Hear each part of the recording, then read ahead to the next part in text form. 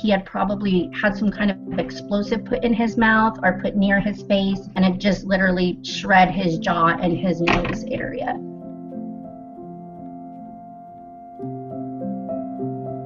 I'll be honest, when I first saw him, I said, I think the best thing we can probably do for him is put him down.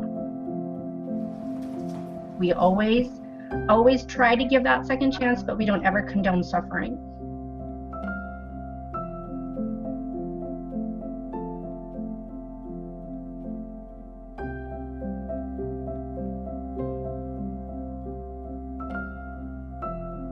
How is he ever going to be able to close his mouth, let alone eat? Or at the time he had a tube in his stomach.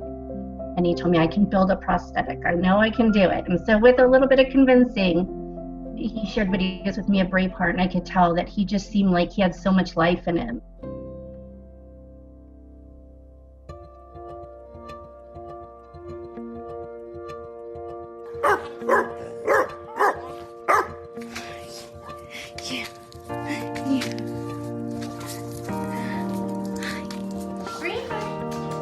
No problems eating, no problems drinking. He's a noisy sleeper because he doesn't have a nose to breathe through.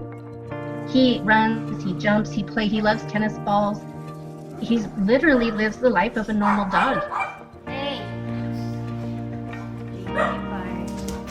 Rosie. They come here and they rehab, and they get all their medical, and then most of them end up finding their forever home. Some of them stay here just because of psychological reasons. Maybe their past abuse was just too much.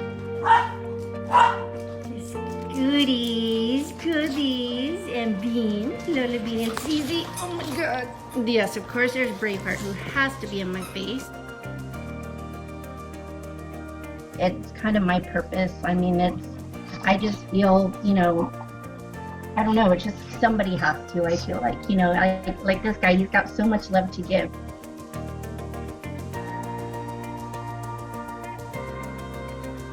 His tongue is always hanging out. He's always giving kisses.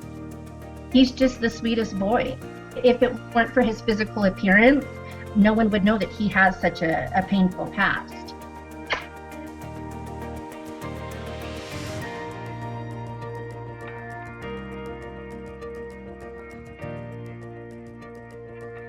He could have chosen to give up, but he didn't. He deserves to be here. He deserves this chance.